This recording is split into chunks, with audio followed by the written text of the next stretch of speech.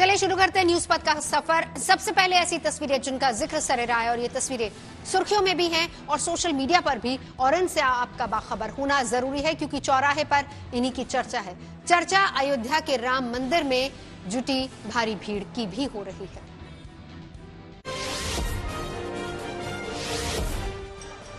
अयोध्या में रामलला के दर्शन के लिए पहले दिन भक्तों का सैलाब उमड़ पड़ा। सुबह से ही मंदिर की सीढ़ियों पर भक्तों की भारी भीड़ नजर आई। मंदिर परिसर में लंबी लंबी कतारों में भक्त अपनी बारी का इंतजार करते नजर आए। करीब 2.5 से 3 लाख श्रद्धालुओं ने रामलला के दर्शन किए। भक्तों की बड़ी तादाद को देखते हुए सुरक्षा व्यवस्था कड़ी कर दी गई है। पुलिस प्रशासन के तमाम बड़े अधिकारी खुद मंदिर में सुरक्षा व्यवस्था का जायजा लेने पहुंचे।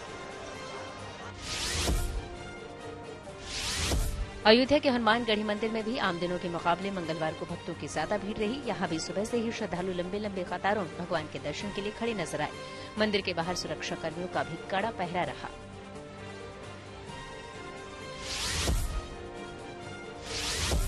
पुणे के कार्ला इलाके में मोम का पुतला बनाने वाले एक कलाकार की जोड़ी इन दिनों चर्चा में है। दरअसल यहाँ एक पिता पुत्र की जोड़ी ने मराठा आरक्षण की मांग करने वाले तेज तर्रार नेता मनोज जारंगी पाटिल का मोम का पुतला बनाया है। इस पुतले को कार्ला वैक्स म्यूजियम में रखा गया है। इसे बनाने वाले कलाकार का नाम ऋषि महालस्कर और अशोक महालस्कर है।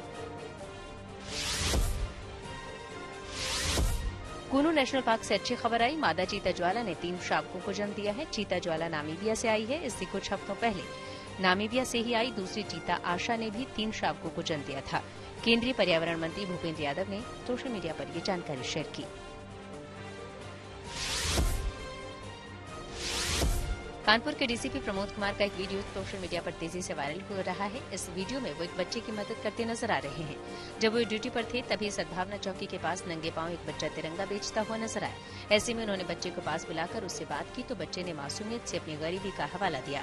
तब डीसीपी ने फौरन बच्चे के लिए जूते और जैकेट मंगवाए और उसे पहना दिया। हरियाणा के सोनीपत में एक नकली सब इंस्पेक्टर पकड़ा गया। ये नकली वर्दी पहनकर गनमैन के साथ घूमता था और लोगों पर रौब जमाता था। हरियाणा पुलिस को जब इसकी खबर लगी तो उन्होंने इसकी तहकीकात की और उसे पकड़ लिया। इसका नाम नरीन बताया जा रहा है। ये पानीपत के पोठर गांव का रहने वाला है। जिंदगी का सफर सुहाना हो इसके लिए सावधान रहना जरूरी है और रोजमर्रा की आपाधापी में कुछ देर बैठकर सोचना समझना भी जरूरी है कि हमारे आसपास क्या हो रहा है और जो कुछ भी हो रहा है उससे हमारी जिंदगी, हमारा परिवार कैसे प्रभावित हो सकते हैं। इसीलिए हॉर्न बजाकर बाखबर करने वाली खबर जरूरी हो जाती है। और आज की ये खबर सोशल मीडिया पर फेक और डुप्लीकेट अकाउंट्स के खतरों से जुड़ी हुई है। हो सकता है कि फेसबुक या फिर इंस्टाग्राम पर आपका या आपके किसी करीबी का फेक अकाउंट बनाया गया हो। आमतौर पर लोग इसे गंभीरता से नहीं लेते, लेकिन इसे नजरअंदाज करना भारी पड़ सकता है। कुछ दिन पहले विद्या बालन का अपने फेक इंस्टा अकाउंट का उनको पता चला और उन्होंने तुरंत इसकी रिपोर्ट की और सोशल मीडिया पर सभी को इसकी जानकारी भी दी।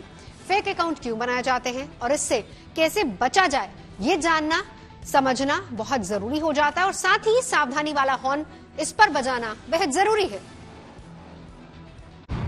काफी टाइम तक लगेगा कि आपके साथ कोई है।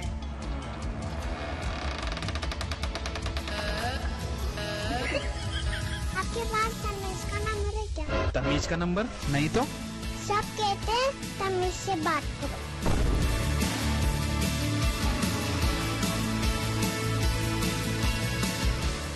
ये मस्तियाँ, ये शोखियाँ, ये अदाएं, ये अंदाज।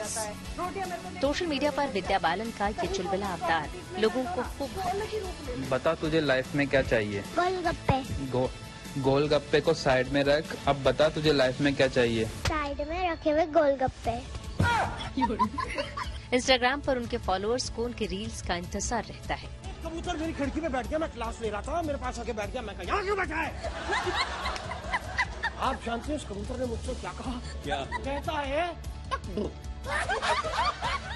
जो पहले पर्दे पर विद्या बालन का जैसा जादू चलता है वैसा ही जलवा सोशल मीडिया पर भी है। दूध वाले हड़ताल करते हैं तो दूध को सड़क पर फेंक देते हैं। सब्जी वाले हड़ताल करते हैं तो सब्जी को सड़क पर फेंक देते हैं।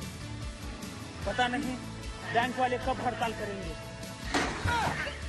लेकिन कुछ दिन पहले विद्या बालन चकरा गई। इंस्टाग्राम पर ये दूसरी विद्या बालन कहां से आ गई? एक ही नाम, एक जैसी शक्ल सूरत वाली एक और प्रोफाइल, माथे पर बल पड़े। समझते देर नहीं लगी कि किसी ने उनके नाम से फेक अकाउंट बना लिया है। समस्या ये थी कि फेक अकाउंट बनाने वाला विद्या बालन के नाम से उनके दोस्तों और जानने वालों से कांटेक्ट कर रहा था, उनसे बात कर रहा था। जैसे इस बात की खबर विद्या बालन को हुई, उन्होंने सबसे पहले सोशल मीडिया पर इसकी जानकारी दी। पोस्ट में लिखा कि हेलो दोस्तों, पहले फोन नंबर और अब कोई मेरे नाम का अकाउंट चला रहा है। इस अकाउंट से वो लोगों के पास मेरा नाम लेकर कांटेक्ट कर रहा है। ये मेरे कई दोस्तों और मेरे कई लोगों से विद्या बालन बनकर बात कर रहा है। मेरी टीम और मैंने इसे रिपोर्ट कर दिया है। आप भी इस अकाउंट को रिपोर्ट और ब्लॉक कर दें। जब विद्या बालन के साथ ये हो सकता है तो समझ लीजिए कि कितनी आसानी से सोशल मीडिया पर किसी का भी फेक या डुप्लीकेट अकाउंट बनाया जा सकता है, बल्कि धड़ल्ले से फेक अकाउंट्स बनाए जा रहे हैं। ऐसे फर्जी अकाउंट्स खतरनाक साबित हो सकते हैं, इसलिए जरूरी है कि इसे लेकर सावधानी वाला हॉर्न बजाया जाए।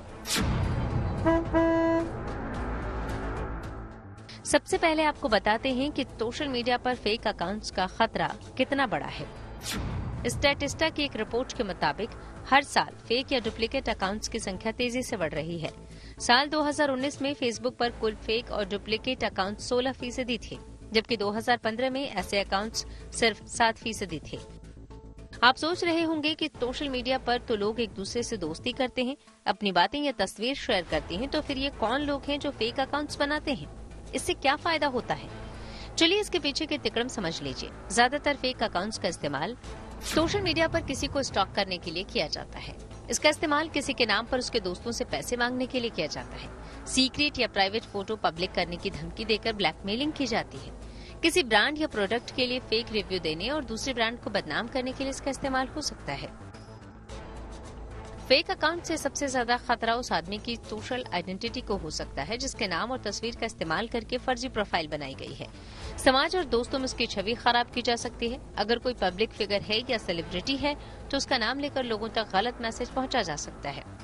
अगर आपका फेक अकाउंट बनाया गया है तो उसे सामान्य बात मानकर नजरअंदाज न करें, तुरंत रिपोर्ट करें, दोस्तों को तुरंत इसके बारे में जानकारी दें, सोशल मीडिया पर इसकी जानकारी दें, जैसा विद्या बालन ने किया है। जिसका फेक अकाउंट है, अगर उसके 5 दोस्त रिपोर्ट करें तो अकाउंट डिलीट कर दिया जाता है। फिर भी अगर अकाउंट डिलीट नहीं होता तो साइबर पुलिस में शिकायत करें। इस मामले में साइबर पुलिस की भी मदद ली जा सकती है। फेक प्रोफाइल का एड्रेस देने पर आईपी एड्रेस के जरिए उसे पकड़ा भी जा सकता है। ये तो हुई आपके नाम और पहचान से बनाई गई फेक अकाउंट की बात, लेकिन हो सकता है कि कोई फेक प्रोफाइल के जरिए आपसे सोशल मीडिया पर जुड़ा हो, इसलिए सतर्क रहिए। अगर किसी अकाउंट पर शक है तो उसकी प्रोफाइल फोटो को रिवर्स इमेज कर सर्च करें। अगर उसी तस्वीर से दूसरा अकाउंट बना है तो कोई एक प्रोफाइल फेक हो सकता है। ध्यान रहे, फेक अकाउंट्स पर पर्सनल से ज्यादा दूसरी तरह की एक्टिविटीज पोस्ट की जाती है। ज्यादातर fake account users profile photo में मॉडल्स की फोटो का इस्तेमाल करते हैं। समस्या यह है कि किसी को फेक अकाउंट बनाने से रोकने का कोई तरीका नहीं है। हाँ, अगर आप सजग हैं तो इसके नुकसान से बच सकते हैं। सीधी सी बात है, किसी की सोशल मीडिया आइडेंटिटी पर भरोसा न करें, अनजान लोगों से दोस्ती ना करें। कोशिश करें कि आपका अकाउंट प्राइवेट हो और हाँ, जानने वालों को ही अपने अकाउंट से जोड़ें। अगर म्यूचुअल फ्रेंड्स के चक्कर में पड़ेंगे तो धोखा खा सकते हैं। सोशल मीडिया पर खुद भी सतर्क रहें, अपने परिवार और दोस्तों को सावधान करें, हॉर्न बजाएं।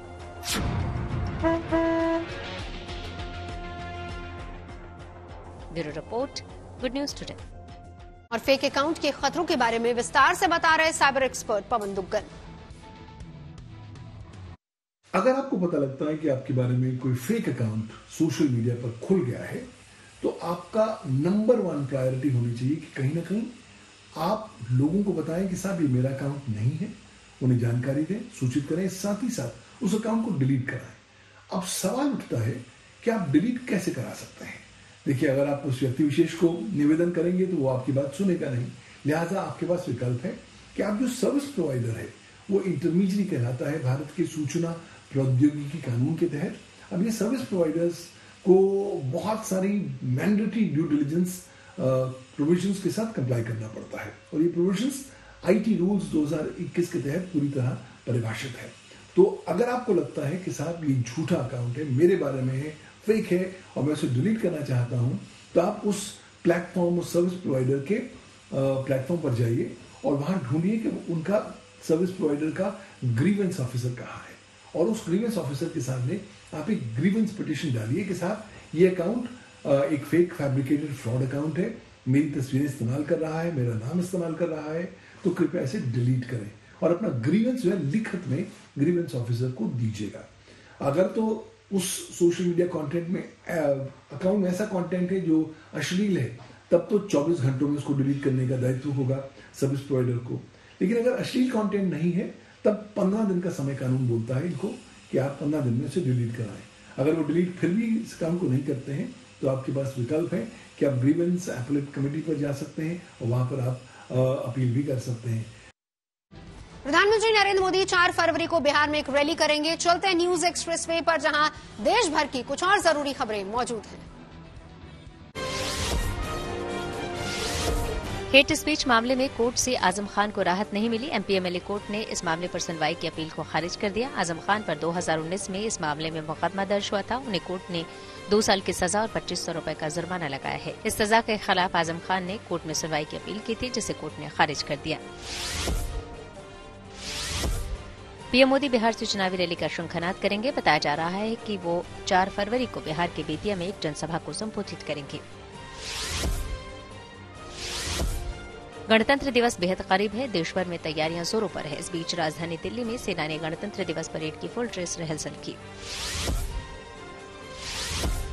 गणतंत्र दिवस के मौके पर फ्लाई पास्ट के लिए वायुसेना के जवान भी जमकर तैयारी कर रहे हैं। बताया जा रहा है कि इस बार इसमें 46 भारतीय वायुसेना के विमान होंगे, जिनमें 29 लड़ाकू विमान, 7 परिवहन विमान और 9 हेलीकॉप्टर भी शामिल होगा। खबरों के एक्सप्रेसवे से आगे रुक करते हैं सियासी ढाबे का, जहां आज की सबसे बड़ी सियासी खबर मौजूद है। सरकार ने बिहार के पूर्व मुख्यमंत्री और बिहार की लोकप्रिय पिछड़े नेता कर्पूरी ठाकुर को भारत रत्न देने का ऐलान किया है। बुधवार को कर्पूरी ठाकुर की 100वीं जयंती है और उससे पहले भारत रत्न से सम्मानित किए जाने का फैसला किया गया है। जेडीयू ने कर्पूरी ठाकुर को भारत रत्न दिए जाने की मांग की थी और इस ऐलान के बाद जेडीयू ने मोदी सरकार का आभार भी जताया है। 1967 के बिहार विधानसभा चुनाव में कर्पूरी ठाकुर के नेतृत्व में संयुक्त सोशलिस्ट पार्टी बड़ी ताकत बनकर उभरी थी और बिहार में पहली बार गैर कांग्रेस पार्टी की सरकार बनी थी। महामाया प्रसाद सिन्हा मुख्यमंत्री और कर्पूरी ठाकुर उप मुख्यमंत्री बने। बाद में वो दिसंबर 1970 से जून 1971 तक मुख्यमंत्री रहे। दिसंबर 1977 से दिसंबर 1979 तक वो मुख्यमंत्री रहे।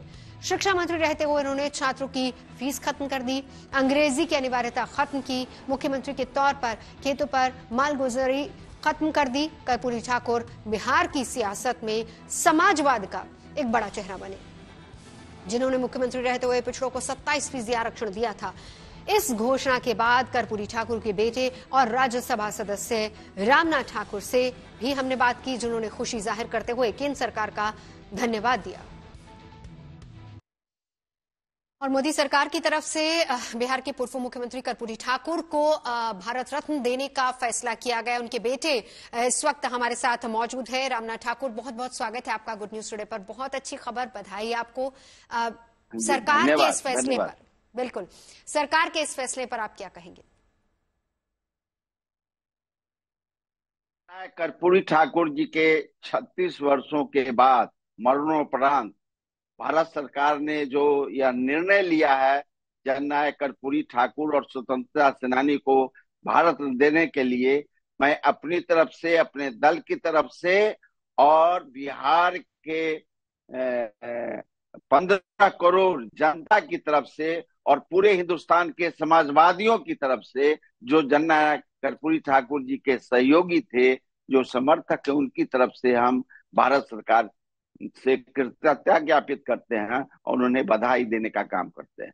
बिल्कुल, आज यकीनन देखिए कि क्योंकि जननायक के तौर पर उनको जाना जाता है। शिक्षक भी रहे, उप मुख्यमंत्री भी रहे, 2 बार मुख्यमंत्री भी रहे बिहार के, और जिस तरीके से उन्होंने एक जननायक के तौर पर सेवाएं दी, वो वाकई हमेशा याद रहेंगे। जी, निश्चित रूप से। जब वो 1952 से मरणोपरांत तक विधायक रहे, लोकसभा के सदस्य रहे और उन्हें शोषित, पीड़ित, दलित, लांछित के तरफ से संघर्ष करने का काम किया है, तो पूरे हिंदुस्तान की जनता और बिहार की जनता निश्चित रूप से यह सुनकर के बहुत खुशी जाहिर करेगी कि उनको मरणोपरांत भारत सरकार ने दिया है। इसके लिए उनको बहुत बहुत बधाई। बिल्कुल, एक बहुत बड़ी और बहुत सम्मान की बात है रामनाथ जी। लेकिन आज की पीढ़ी के लिए अगर हम बात करें, वो जानना चाहती है कर्पूरी ठाकुर को, उनके जीवन को, उनके चरित्र को, किस तरह से उन्होंने सेवाएं दी समाज के लिए। तो कौन सी बड़ी बातें आज आप उनकी याद करेंगे और समाज के लिए बताएंगे, आज की पीढ़ी के लिए? आज के संदर्भ में मैं आपको 1967 में ले जाना चाहता हूं कि गरीब लोगों को अंग्रेजी हटाने का जो काम किया, अलाव कर जोत पर लगान माफ करने का काम किया, घाट सेवा को समाप्त करने का काम किया, उर्दू को द्वितीय राजभाषा बनाने का काम किया और अन्याय के प्रति न्याय के लिए संघर्ष करने का काम किया। आजादी के बाद, विधायक बनने के बाद वो 18 बार जेल गए और संघर्ष जो किया गरीबों के लिए, उसके लिए जनता उन्हें चाहती थी कि इन्हें मरणोपरांत भारत रत्न दिया जाए और भारत सरकार ने यह दिया है 36 वर्षों के बाद, इसलिए वो बधाई के पात्र हैं भारत सरकार। चलिए, बहुत बहुत शुक्रिया हमारे साथ बात करने के लिए। धन्यवाद धन्यवाद धन्यवाद। अयोध्या में रामलला का आगमन हो चुका और इसी के साथ प्रधानमंत्री नरेंद्र मोदी ने चुनावी मैदान में एक तरह से राम रेखा खींच दी है। देव से देश और राम से राष्ट्र का जो मंत्र प्रधानमंत्री ने दिया है, उसके बड़े सियासी मायने हैं। बीजेपी अब इसी एजेंडे के साथ चुनावी मैदान में जाने की तैयारी कर रही है। अब सवाल यहां पर यह है कि कांग्रेस क्या करेगी। इंडिया गठबंधन भी अभी पूरी तरह से एकजुट नजर नहीं आता है। सीट शेयरिंग पर घमासान है। सवाल यह है कि विपक्ष राम रेखा की चुनौती कैसे पार करेगा।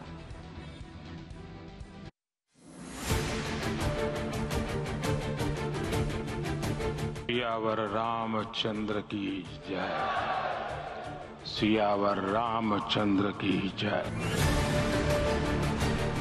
एक तरफ नरेंद्र मोदी और आरएसएस, दूसरी तरफ इंडिया। आप सबको प्रणाम, आप सबको राम राम। तो मैं तो बहुत खुश हूँ, जितना करना है करिए, मजा आ रहा है। अयोध्या में आस्था का ये मेला रामलला के लिए है, मगर तस्वीरें देखिए, इस जोश को महसूस कीजिए। राजनीति भी रामलला के आगमन को अपने चश्मे से देख रही है।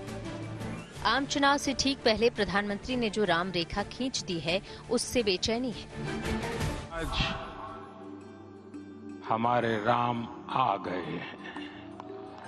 सदियों की प्रतीक्षा के बाद हमारे राम आ गए हैं।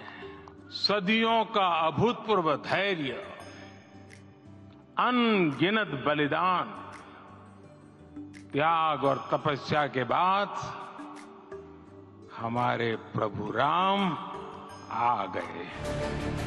सवाल ये कि चुनाव में ये राम रेखा कांग्रेस या कहें कि विपक्ष पार कैसे करेगा। रामलला के नाम पर चाहे अनचाहे वोटों की गोलबंदी तो होगी, लेकिन सवाल है कि विपक्ष के पास इस लहर का तोड़ क्या है। ऐसी कोई बात नहीं है कि लहर है, ऐसी कोई बात नहीं है। मैंने आपको उस दिन भी बताया, ये बीजेपी का एक पॉलिटिकल प्रोग्राम है। इसमें उन्होंने, नरेंद्र मोदी जी ने वहां पे मतलब पूरा फंक्शन किया, शो किया। 5 न्याय के स्तंभ जो देश को शक्ति देंगे: युवा न्याय, भागीदारी, नारी न्याय, किसान न्याय और श्रमिक के लिए न्याय। अयोध्या से दूरी बना के कांग्रेस इस बात से इनकार कर सकती है कि देश में इस वक्त राम लहर है, या फिर दूसरा तरीका ये है कि बीजेपी के राम की टक्कर में अपने राम को खड़ा किया जाए, या फिर प्रधानमंत्री के उपवास पर सवाल किए जाएं। लेकिन लगता नहीं कि ये रणनीति ज्यादा कारगर साबित होगी। रघुपति राघव राजा राम, पतित पावन Sita Ram, that is our Rama. We don't want to politicalize Rama for our politics. ಆದ್ರಿಂದ ಎಷ್ಟರ ಮಟ್ಟಿಗೆ ಅದು ಆ ಉಪವಾಸ ಮಾಡಿದ್ದಾರೆ ಅದು ಡೌಟ್. ಉಪವಾಸ ಮಾಡದೆ ಅವರು ಗರ್ಭಗುಡಿಗೆ ಹೋಗಿ ಏನಾದ್ರು ಪೂಜೆ ಮಾಡಿದ್ರೆ ಅದರಿಂದ ಆ ಸ್ಥಳ ಅಪವಿತ್ರ ಆಗ್ತದೆ ಹೊರತು ಅಲ್ಲಿ ಶಕ್ತಿ ಉತ್ಪಾದನಾ ಆ ಸ್ಥಳದಲ್ಲೇ ಆಗುತ್ತೆ। कांग्रेस की दूसरी रणनीति मुद्दों पर सरकार को घेरने की है। राहुल अपनी न्याय यात्रा में 5 मुद्दे साथ लेकर चले हैं। हालांकि अयोध्या से प्रधानमंत्री मोदी ने एक बड़ी लकीर खींच दी है। पूरे देश और सभी समुदायों को शामिल करने वाला बड़ा एजेंडा सामने रखा है। हमें अपने अंतःकरण को विस्तार देना होगा। हमारी चेतना का विस्तार देव से देश तक, राम से राष्ट्र तक होना चाहिए। देश में 50% ओबीसी हैं, 15% दलित हैं, तकरीबन 12% आदिवासी हैं, बाकी लोग हैं। इनको सिस्टम में भागीदारी नहीं मिलती है। तो भागीदारी बहुत जरूरी चीज है हमारे लिए और उस पर हमारा स्पेशल फोकस रहे। मुश्किल ये है कि राहुल या कांग्रेस जिन मुद्दों को धार देने की कोशिश में है, वो सभी बीजेपी के रामराज की परिकल्पना में शामिल हैं। कांग्रेस पिछड़ों और आदिवासियों का मुद्दा उठा रही है। मोदी रामलला के साथ शबरी और निषाद राज को पहले ही सम्मान दे रहे हैं। बीजेपी के पास एडवांटेज ये है कि राष्ट्रवाद का मुद्दा हमेशा से उसके पास है, जबकि कांग्रेस को यकीन है कि गैर बीजेपी वोट की गोलबंदी मुमकिन है। मंदिर निर्माण से आगे बढ़कर अब हमें सभी देशवासी यहीं इस पल से समर्थ, सक्षम, भव्य, दिव्य भारत के निर्माण की सौगंध लेते हैं। एक तरफ नरेंद्र मोदी और आरएसएस, दूसरी तरफ इंडिया। इंडिया एक विचारधारा है, एक सोच है और आज इंडिया के पास हिंदुस्तान का तकरीबन 60% वोट है। सबसे बड़ा संकट ये है कि चुनाव की राम रेखा पार करने के लिए विपक्ष के पास चेहरा नहीं।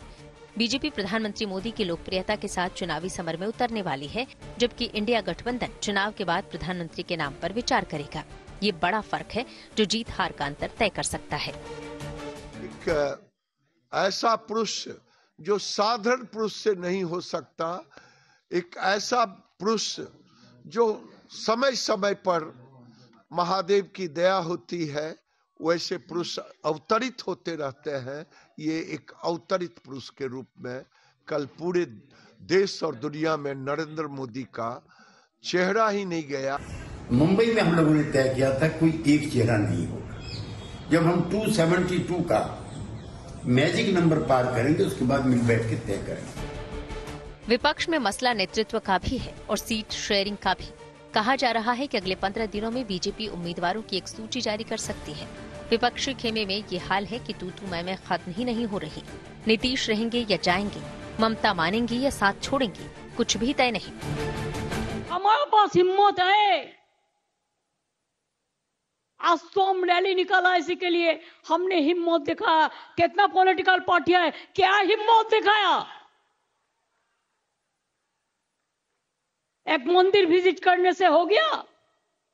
तो हम क्या करते हैं, वो जो बोलता है हम भी वो करते हैं। और ममता बनर्जी की दया से हम लोग नहीं चुनाव लड़ेंगे और लड़ने के नहीं चाहते। कांग्रेस पार्टी अपनी ताकत पर चुनाव लड़ना जानते हैं। जो 2 सीटें हमारा कब्जे में है वो बीजेपी पार्टी और ममता बनर्जी को हरा के हम लोग कब्जे में लाएंगे। ममता बनर्जी की दया दुर्ज पे कांग्रेस पार्टी अपना राजनीति नहीं करते। कुल मिलाकर विपक्ष एक कदम आगे 2 कदम पीछे चल रहा है, जबकि प्राण प्रतिष्ठा के बाद बीजेपी देश भर में जबरदस्त प्रचार और प्रधानमंत्री की रैलियों की योजना बना चुकी है। राहुल की यात्रा किस मंजिल तक पहुंचती है, देखते रहिए। Bureau report, good news today. जितना करना है करिए, मजा आ रहा है। और न्यूज पथ पर आगे धन बाजार है, जहां शेयर बाजार से लेकर कारोबार तक की सभी अहम खबरें मौजूद हैं और इसका सीधा रिश्ता आपकी आमदनी और जेब से है। तेज रफ्तार खबरों के बीच ये जरूरी खबरें छूट न जाएं। चलिए धन बाजार का रुख कर लेते हैं। शेयर बाजार में गिरावट दर्ज की गई। सेंसेक्स 1053 अंक गिरकर 70,371 पर बंद हुआ, तो वहीं निफ्टी में भी 333 अंकों की गिरावट हुई। निफ्टी अब 21,239 पर पहुंच गया। बैंकिंग और मेटल समेत तमाम शेयर्स में आज लगभग गिरावट रही। इसके साथ ही भारत हांगकांग को पीछे छोड़ दुनिया का चौथा सबसे बड़ा शेयर बाजार बन गया है। दिल्ली सराफा बाजार में सोना 100 रुपए महंगा हुआ। इसके साथ ही अब दिल्ली में 10 ग्राम सोने की कीमत बढ़कर 63,150 रुपए हो गई। वहीं चांदी भी 200 रुपए महंगी हुई है। अब दिल्ली में 1 किलो चांदी की कीमत चढ़कर 75,700 रुपए पर पहुंची। प्राण प्रतिष्ठा समारोह के एक दिन बाद यानी कि आज से आम लोग प्रभु श्री राम के दर्शन के लिए उमड़ पड़े। अनुमान है कि पहले ही दिन लगभग 5 लाख श्रद्धालुओं ने मंदिर में विराजे 5 साल की रामलला के दर्शन किए हैं। वहीं मंदिर प्रशासन की तरफ से आरती और दर्शन के लिए पूरा शेड्यूल जारी कर दिया गया है। श्री राम मंदिर तीर्थ क्षेत्र ट्रस्ट की वेबसाइट पर दी गई जानकारी के मुताबिक अयोध्या में राम मंदिर के गर्भगृह में विराजमान रामलला के दर्शन के लिए श्रद्धालुओं को हर रोज 9.5 घंटे मिलेंगे। श्रद्धालु रोजाना सुबह 7 बजे से 11:30 बजे 4.5 घंटे तक मंदिर में रामलला के दर्शन कर सकते हैं। इसके बाद दोपहर 2 बजे से शाम 7 बजे तक यानी कि 5 घंटे मंदिर में रामलला के दर्शन कर पाएंगे। सुबह 11:30 बजे से लेकर दोपहर 2 बजे तक गर्भगृह बंद हो जाएगा और इस दौरान श्रद्धालु मंदिर परिसर में घूम सकते हैं। श्रद्धालुओं को मंदिर में सुबह और शाम 2 बार आरती में शामिल होने का मौका भी मिलेगा। सुबह 6:30 बजे की श्रृंगार आरती में शामिल होने के लिए एक दिन पहले बुकिंग करवानी होगी, जबकि शाम की 7:30 बजे होने वाली संध्या आरती में शामिल होने के लिए उसी दिन बुकिंग हो सकती है। दरअसल आरती की अनुमति अभी सिर्फ 30 लोगों को ही मिलेगी और इसके लिए एक पहचान पत्र दिखाकर श्री राम मंदिर तीर्थ क्षेत्र ट्रस्ट से निःशुल्क पास लेना जरूरी होगा। पहले दिन रामलला के दर्शन को लेकर अयोध्या के राम मंदिर में जुटी भीड़ को लेकर हमारे सहयोगी अभिषेक मिश्रा ने कुछ लोगों से बातचीत की और उनकी राय जानी।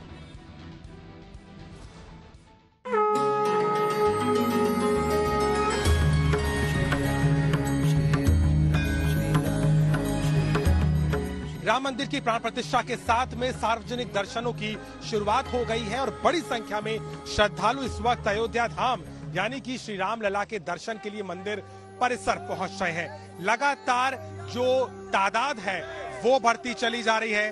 रामचंद्र के जयकार के साथ, उनके जय घोष के साथ आप देखिए किस तरीके से यहाँ पर जो है दूर दूर से लोग पहुंच रहे हैं जो राम का दर्शन करना चाहते हैं।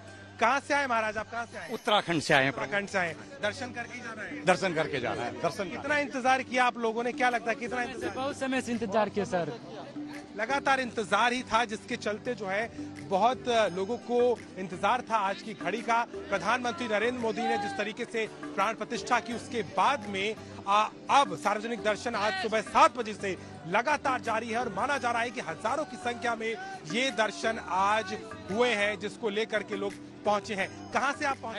हैदराबाद से। दर्शन हो रहा है? अभी वो नहीं हुआ, अभी होने का है। कितना इंतजार कर रहे थे आज? हम सुबह भी आके गया, अभी भी बहुत देर हुआ, 1 घंटा 2 घंटे। आप भी? हैदराबाद। मैडम क्या लग रहा है, कितना दर्शन अच्छे से हो जाएगा? जी हाँ, बहुत उम्मीद है हमारे दर्शन अच्छे से हो जाए। हम लोग यहीं के रहने, लेकिन पहली बार आए हैं हम। दर्शन किया रामलला का? बहुत अच्छा लगा। कैसा लगा? ऐसा लगा जैसे स्वर्ग में आ गए। वैसे ही थे, नयनाभिराम जैसा दृश्य उनका। हाँ, बहुत सुंदर, बहुत सुंदर। मन तो करा था कि वहीं बैठ जाए। कहाँ से आए? हम लोग बिहार से, मुजफ्फरपुर से।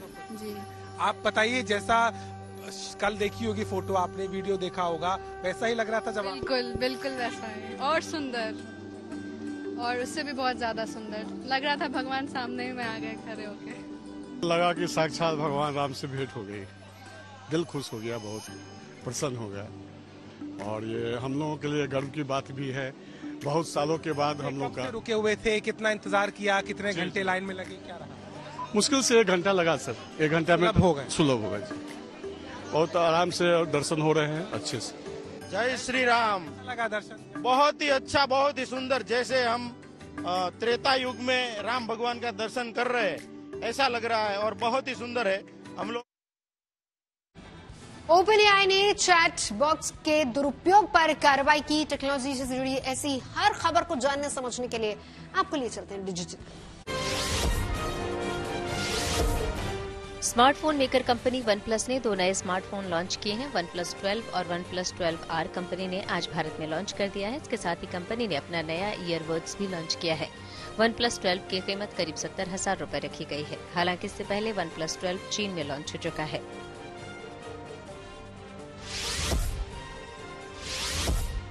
चैट जीपीटी बनाने वाली कंपनी OpenAI ने चैटबॉट के दुरुपयोग पर कार्रवाई की है। दरअसल अमेरिका में राष्ट्रपति के संभावित उम्मीदवार डीन फिलिप्स की नकल करने वाला एक चैटबॉट बनाया था, जो एक वेबसाइट के जरिए वोटर्स तक फिलिप्स का मैसेज पहुंचा रहा था। इसके अलावा ये वोटर्स से बात कर उनके सवालों का जवाब भी दे रहा था। इसके बाद OpenAI ने उस अकाउंट को सस्पेंड कर दिया और बताया कि पॉलिटिकल कैंपेनिंग में आर्टिफिशियल इंटेलिजेंस का इस्तेमाल पूरी तरह से कानून का उल्लंघन है। स्मार्टफोन मेकर कंपनी ऑनर अब भारत में अपना नया स्मार्टफोन ऑनर X9B लॉन्च करने जा रही है। यह स्मार्टफोन फरवरी में लॉन्च होगा।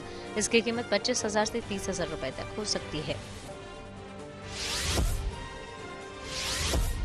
मोटोरोला अपने ग्राहकों को जल्द ही एंड्रॉयड अपडेट देने जा रहा है, जिससे मोटोरोला स्मार्टफोन यूजर्स अपने फोन को एंड्रॉयड 14 वर्जन में अपडेट कर सकेंगे। हालांकि ये फीचर कब से रोल आउट होगा ये जानकारी सामने नहीं आई है, लेकिन मोटोरोला ने एंड्रॉयड 14 अपडेट को लेकर स्मार्टफोन की लिस्ट जारी कर दी है। और अब रुक करते हैं प्रगति मार्ग का, जहां ऐसी खबरें हैं जो देश की तरक्की, प्रगति और लोगों की काबिलियत को दिखाती हैं। गुजरात के वडनगर में ASI को खुदाई में 2800 साल पुराने इंसानी बस्ती के सबूत मिले हैं। यानी कि इन अवशेषों से ये पता चलता है कि इस जगह पर 2,500 से 3,000 साल पहले भी लोग रहा करते थे। IIT खड़गपुर और ASI के नेतृत्व में यहां पर पिछले 7 सालों से खुदाई चल रही है और यहां मिले अवशेषों को वडनगर में ही बन रहे म्यूजियम में रखा जाएगा।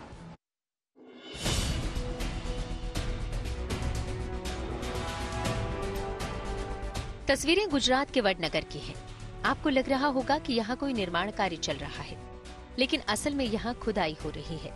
IIT खड़गपुर और ASI की टीम मिलकर पिछले 7 सालों से यहाँ खुदाई कर रही है और इन्होंने यहाँ से 800 ईसा पूर्व बनी इंसानी बस्ती के कई प्राचीन सबूत इकट्ठा किए हैं। गुजरात के वडनगर में फिलहाल हम मौजूद हैं और वडनगर की बात की जाए तो अलग अलग संस्कृति के यहाँ होने के अवशेष पाए गए हैं। IIT खड़गपुर द्वारा जिस प्रकार से पिछले कुछ सालों से यहाँ पे सर्वे हो रहा था, उसके माध्यम से जानकारी प्राप्त हो रही है कि 2820 साल से ज्यादा ये शहर जीवंत रहा है। अलग अलग संस्कृति जो एक के बाद एक सामने आती रही हैं, वो सारी संस्कृतियों के अवशेष वडनगर से पाए गए। वडनगर में अब तक 30 से ज्यादा साइट पर खुदाई हो चुकी है और अभी तक 1 लाख से ज्यादा अवशेष निकाले जा चुके हैं, जिनसे पता चलता है कि बुद्ध, जैन, हिंदू समेत अलग अलग समुदाय के लोग यहाँ मिलजुल कर रहते थे। डॉक्टर आनंदे बताते हैं कि यहाँ 1400 ईसा पूर्व के आसपास की बस्ती के भी संकेत मिल रहे हैं, जो हड़प्पन सभ्यता के आसपास बनी थी। वडनगर में चल रही खुदाई के दौरान करीब 3 साल पहले 3री और 4थी सदी के बौद्ध स्तूप के अवशेष भी मिले हैं। अलग अलग काल के जो उनके खान पान से लेके उनके रहन सहन, उनके बिजनेस, उनके जो भी यानी उनके जो और जो भी भगवान थे, अलग अलग जो कौन से लोग कौन से भगवान की पूजा करते थे, वो भी उस काल के अंदर हमको पूरा यानी चीजें मिलती है। जैसे हम बात करें बुद्ध की बात करें तो बुद्ध की 2nd 7th सेंचुरी AD में जब वो बात आती है वो पीरियड की, तो उसमें भगवान बुद्ध को सबसे ज्यादा मानने वाले लोग थे। उसके बाद उसके पहले जो आए तो जैनिज्म को भी लोग मानने वाले थे और शिव को भी मानने वाले थे और विष्णु को भी मानने वाले थे। हर प्रकार के हर धर्म से जो कनेक्शन से वडनगर यानी जुड़ा हुआ है। वडनगर गुजरात का प्राचीन शहर है, जिसका इतिहास करीब 2500 से 3000 साल पुराना है। पुरातत्ववेत्ताओं के मुताबिक यहाँ हजारों साल पहले खेती होती थी। खुदाई के दौरान यहाँ से हजारों साल पहले के मिट्टी के बर्तन, गहने और तरह तरह के औजार और हथियार भी मिल चुके हैं। Atul Tiwari, Vadnagar, good news today. UNSC में भारत की स्थायी सदस्यता के समर्थन में एलॉन मस्क चलते न्यूज एक्सप्रेसवे पर, जहां पर दुनिया की कई और जरूरी खबरें मौजूद हैं। टेस्ला के CEO एलन मस्क ने संयुक्त राष्ट्र संघ की सिक्योरिटी काउंसिल में भारत की सदस्यता का समर्थन किया है। मस्क ने सोशल मीडिया एक्स पर लिखा, कुछ देशों के पास ज्यादा ताकत है जिसे वो छोड़ना नहीं चाहते, लेकिन भारत सबसे ज्यादा जनसंख्या वाला देश है, इसके बावजूद यूएनएससी में नहीं है। मस्क का मानना है कि भारत को यूएनएससी का स्थायी सदस्य होना चाहिए। इजरायल और हमास में जारी जंग के बीच इजरायल ने बंधकों की रिहाई के लिए हमास को प्रस्ताव भेजा है। इसमें कहा गया है कि अगर हमास सभी इजरायली बंधकों को रिहा करता है तो 2 महीने तक गाजा में हमले पर रोक लगाई जाएगी। इजरायल ने कतर और मिस्र के जरिए हमास को समझौते का प्रस्ताव दिया है। इजरायली अधिकारियों के अनुसार गाजा में अभी भी 300 से ज्यादा बंधकों को रखा गया है। हालांकि हमास की ओर से इस पर कोई प्रतिक्रिया नहीं दी गई है।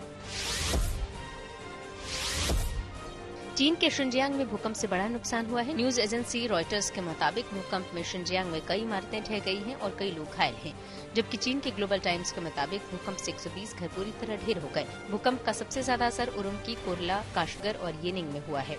फिलहाल लोगों को बचाने के लिए 200 रेस्क्यू टीमें शिनजियांग में तैनात की गई हैं। अमेरिका और ब्रिटेन ने एक बार फिर से यमन पर हमला किया है। मीडिया रिपोर्ट्स के मुताबिक सैनिकों ने हूती विद्रोहियों के कब्जे वाले 8 इलाके पर हमला किया। इनमें जमीन के अंदर बनी हथियार रखने की निगरानी करने वाली जगह शामिल है। दरअसल हूती विद्रोही लगातार लाल सागर में जहाजों को निशाना बना रहे हैं, जिसके जवाब में अमेरिका और ब्रिटेन ने ये सैन्य कार्रवाई की है। रूस यूक्रेन में जारी जंग के बीच अमेरिका ने रूस पर बड़ा आरोप लगाया है। अमेरिका ने कहा कि यूक्रेन की अखंडता को खत्म करने और जमीन पर कब्जे को लेकर रूस ने ये युद्ध शुरू किया है। इस बीच यूक्रेन ने दावा किया है कि रूस ने कीव और उसके आसपास के क्षेत्रों पर मिसाइल हमला किया है और इस हमले में कई लोग घायल हो गए हैं, साथ ही कई इमारतों को भी नुकसान हुआ है। आईसीसी ने साल 2023 की one day of the year team का ऐलान कर दिया है। इसमें रोहित शर्मा को ICC one day team of the year का कप्तान चुना गया है। इसके अलावा विराट कोहली, मोहम्मद शमी समेत कुल 6 भारतीय खिलाड़ी ICC one day team of the year के लिए चुने गए हैं। इसके साथ ही ICC one day team of the year में बतौर ओपनर रोहित शर्मा और शुभमन गिल को चुना गया है। आईसीसी ने ऑस्ट्रेलिया को साल 2023 के लिए test team of the year चुना है। पिछले साल खेली गई टेस्ट सीरीज में ऑस्ट्रेलिया के बेहतरीन प्रदर्शन के लिए आईसीसी ने ये पुरस्कार दिया है। साथ ही ऑस्ट्रेलियाई कप्तान पैट कमिंस को test team of the year के लिए भी आईसीसी ने कप्तान चुना है। हैदराबाद में बीसीसीआई का नमन अवार्ड कार्यक्रम हुआ, जिसमें भारतीय बल्लेबाज शुभमन गिल को 2022-23 के लिए बेस्ट इंटरनेशनल क्रिकेट का अवार्ड दिया गया है। इसके साथ ही भारत के पूर्व हेड कोच रवि शास्त्री को लाइफ टाइम अचीवमेंट अवार्ड दिया गया। नमन अवार्ड समारोह में शामिल होने वाले भारतीय टीम के खिलाड़ियों की बीसीसीआई ने तस्वीर जारी की है, जिसमें रोहित, रविंद्र जडेजा, केएल राहुल और श्रेयस अय्यर समेत कई खिलाड़ी नजर आ रहे हैं। हैदराबाद में भारत और इंग्लैंड के बीच 25 जनवरी से पहला टेस्ट मैच खेला जाएगा। इसके लिए दोनों टीमें जमकर प्रैक्टिस कर रही हैं। इस बीच भारतीय टीम के तेज गेंदबाज जसप्रीत बुमराह ने कहा कि इंग्लैंड की अटैकिंग बल्लेबाजी का फायदा भारतीय गेंदबाजों को मिलेगा और 5 टेस्ट मैचों की सीरीज में भारतीय गेंदबाजों को ज्यादा विकेट लेने के चांस मिलेंगे। न्यूज पक में मेरे यानी नवजोत रंधावा के साथ अभी के लिए बस इतना ही। देश और दुनिया की तमाम अच्छी खबरों के लिए आप देखते रहिए गुड न्यूज टुडे।